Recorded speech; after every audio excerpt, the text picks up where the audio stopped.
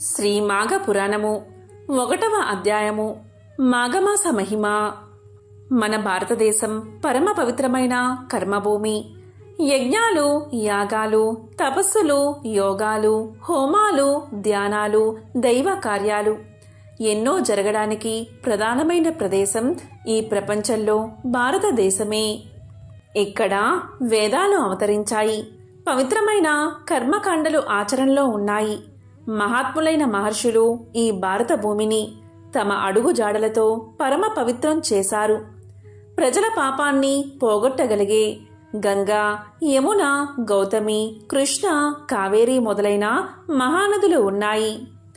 నైమిసారణ్యం, వింధ్యారణ్యం మొదలైన పావనమైన అరణ్యాలు ఉన్నాయి. ఆస్తికులైన పుణ్యాత్ములు ఉన్నారు.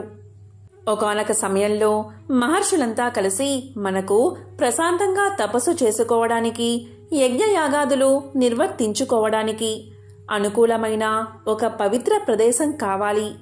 అటువంటి ప్రదేశం చూపించమని మనం శ్రీ మహావిష్ణుదేవుణ్ణి ప్రార్థించాలి అని నిర్ణయించుకుని వైకుంఠానికి చేరుకున్నారు. అక్కడ శేషసాయి అయిన శ్రీ లక్ష్మీనారాయణ్ణి అనేక విధాలుగా స్తుతించారు. అప్పుడు నారాయణుడు మహర్షులను చూసి ఇలా పలికాడు. మహర్షులారా, మీరందరూ వచ్చిన పని ఏమిటి అని అడిగాడు. దానికి మహర్షులంతా ఆయనకు తమ కోరిక వెల్లడించారు. ఆయన వారిని చూసి ప్రసన్నుడై, ఓ మహర్షులారా, మీ కోరిక లోక కళ్యాణ కారణమైనది. తప్పకుండా నెరవేరుస్తాను. నా చేతిలోని చక్రాన్ని భూమి మీదకి విసురుతాను. అది ఎక్కడ పడుతుందో అక్కడికి 10 యోజనాల చుట్టుపక్కల ఉన్న ప్రదేశమంతా పుణ్యభూమి అవుతుంది. అది మీ తపస్సులకు, యజ్ఞయాగాది పవిత్ర కార్యాలకు అనుకూలమైన చోటవుతుంది అంటూ తన చేతి చక్రాన్ని భూమి మీదకి విసిరివేశాడు నారాయణుడు. అది వచ్చి ఇప్పుడు మనం మధ్యప్రదేశ రాష్ట్రం అనుకుంటున్న చోట పడింది. నేమి అంటే చక్రపు అంచు. ఆ చక్రపు అంచు పడి తిరిగిన ప్రదేశమంతా నైమిసారణ్యమని ప్రసిద్ధి పొందింది. దీంతో మహర్షులంతా నారాయణుడికి నమస్కారం చేసి ఆ నైమిసారణ్యంలో నివాసం ఏర్పాటు చేసుకున్నారు. ఆ తరువాత అనుష్ఠానాలు కొనసాగించుకుంటూ ఉన్నారు. వారు చేసే యజ్ఞయాగాలు చూడ్డానికి దేశంలో ఉన్న మహర్షులంతా వచ్చేవారు. ఒకసారి శౌనకాది మహర్షులంతా లోక కళ్యాణం కోసం 12 సంవత్సరాల పాటు దీర్ఘసత్ర యాగం చేస్తున్నారు. ఆ సమయంలో వ్యాస మహర్షి శిష్యుడైన రోమహర్షణుడి కుమారుడు సూత మహర్షి అక్కడికి వచ్చాడు. రోమహర్షణుడు వ్యాస మహర్షి శిష్యుడు. వ్యాసుడు తాను రచించిన పురాణాలు అన్నిటినీ ఈయనకు చెప్పాడు. ఈ రోమహర్షణుడు తన కుమారుడైన సూతునికి వాటన్నిటినీ బోధించాడు. ఈ తండ్రి కొడుకులిద్దరూ లోక సంచారం చేస్తూ పురాణాలన్నిటినీ ప్రచారం చేస్తూ ఉండేవారు.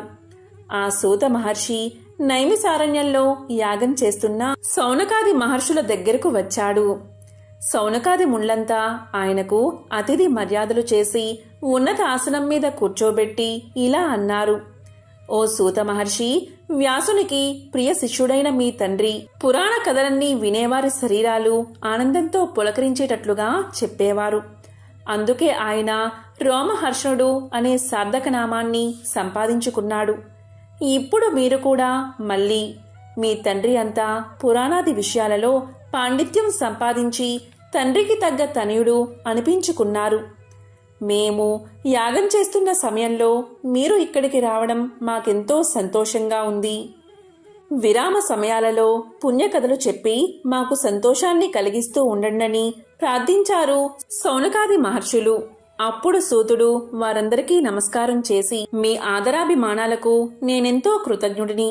పురాణాలు కూడా వేద సమ్మతమైనవే కనుక ఈ యాగం జరిగే సమయంలో పురాణ శ్రవణం కూడా పుణ్యకార్యమే అవుతుంది.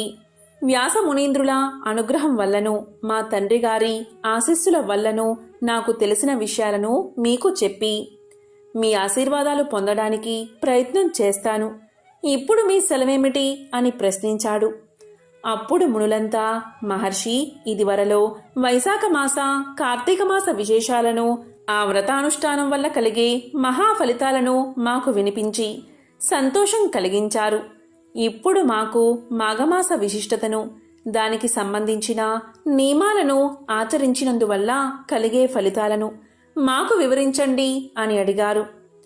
అప్పుడు సూత మహర్షి ఒకసారి గురువులకు నమస్కారం చేసి, మునులారా, మీరడిగిన ప్రశ్న లోకానికి క్షేమాన్ని కలిగిస్తుంది.